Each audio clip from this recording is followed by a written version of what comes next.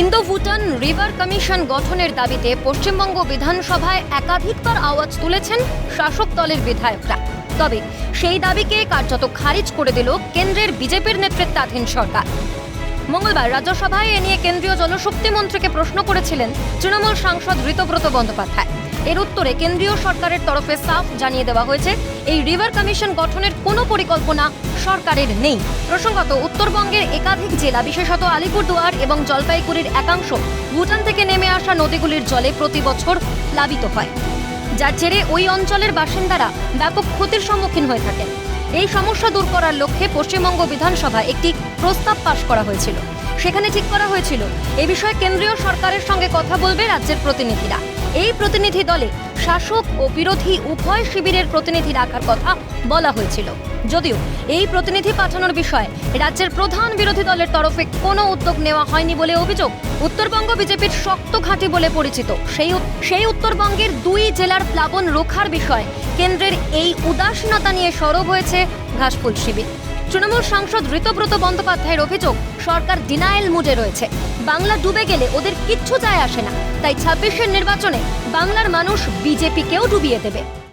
আজকে সরকার ডিনায়াল মোডে রয়েছেন। বাংলাকে ডুবিয়ে দিতে ওনাদের কোনো সমস্যা নেই। ওরা বাংলা ডুবে গেলে ওদের কিছু এসে যায় না। এই ইন্দো ভুটান রিভার কমিশন না হওয়ার ফলে এই রায়ডাক, এই সংকোশ, এই তোরসা, এই জলে আলিপুরদুয়ার, জলপাইগুড়ি সহ এই জায়গাগুলো ডুবে যাচ্ছে। এখন ওরা ঠিক করেছেন ওরা বাংলাকে ডোবাবেন, আর মমতা বন্দ্যোপাধ্যায়ের নেতৃত্বে, অভিষেক বন্দ্যোপাধ্যায়ের সেনাপতিত্বে বাংলার মানুষ ২০২৬-এ বিজেপিকে ডুবিয়ে দেবে। বিজেপির সলিল সমাধি। তৃণমূল নেতা কুণাল ঘোষের অভিযোগ, কেন্দ্র বাংলার প্রতি প্রতিহিংসা পরায়ণ আচরণ করছে। একেবারে বাংলার প্রতি বঞ্চনা।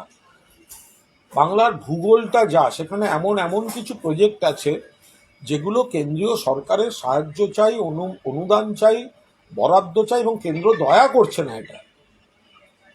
কিন্তু কেন্দ্র এগুলো করছে না। বাংলার উপকার হবে, বাংলার ভালো হবে, প্রতিহিংসা পরায়ণ আচরণ করছে। এখান থেকে টাকা নিয়ে যাচ্ছে, ট্যাক্স নিয়ে যাচ্ছে, বাংলার বকেয়াও দিচ্ছে না, বাংলার প্রকল্পগুলোকে টাকাও দিচ্ছে। একই সুর আলিপুরদুয়ারের তৃণমূল বিধায়ক সুমন কাঞ্জিলালের গলায়। তার দাবি, অবিলম্বে ইন্দো ভুটান রিভার কমিশন গঠন করতে হবে। যে কারণে এই ভুটানের নদীর তাণ্ডবে ডুয়ার্সের মানচিত্রটাই আগামী দিনে মুছে যেতে পারে, তা নিয়ে কেন্দ্রীয় সরকারের কোনো হেলদোল নেই। আমাদের রাজ্যসভার সাংসদ এই নিয়ে প্রশ্ন তুলেছিলেন, কিন্তু কেন্দ্রীয় সরকার এই নিয়ে একদম নেতিবাচক মন্তব্য করেছে। ফলে আমি ধিক্কার জানাই, এবং অবিলম্বে আমাদের প্রত্যেকের দাবি থাকবে আমাদের এই ডুয়ার্স, আমাদের উত্তরবঙ্গকে ভুটানের নদীর তাণ্ডব থেকে বাঁচানোর জন্য অবিলম্বে ভারত ভুটান যৌথ নদী কমিশন করতে হবে। যদিও গোটা বিষয়টিতে রাজ্যের ঘাড়েই দায় ঠেলেছে পদ্ম শিবির। কালচিনের বিজেপি বিধায়ক বিশাল লামার পাল্টা দাবি, রাজ্য সরকারের কাজ করার মানসিকতা নেই। কোনোদিনও যে ভালোভাবে কাজ করে এই ডিপার্টমেন্টগুলি, সেটা আমরা দেখলাম না। এটাই হচ্ছে এখন যে নদী কমিশনের কথা আছে, আমি বলবো না যে এটা খারাপ, এটাই, কিন্তু এটা মানসিকতাটা থাকতে হবে কাজ করার। সেই মানসিকতা না থাকলে এরকমই হয়। বছর ঘুরলেই রাজ্যে বিধানসভা নির্বাচন। এই প্রেক্ষাপটে কেন্দ্রের এই সিদ্ধান্ত ২৬-এর নির্বাচনে উত্তরবঙ্গে কোনো প্রভাব ফেলে কিনা, সেটাই এখন দেখার। রাজা সাহা ও ইন্দ্রাণী দাশগুপ্তের রিপোর্ট, ক্যালকাটা নিউজ।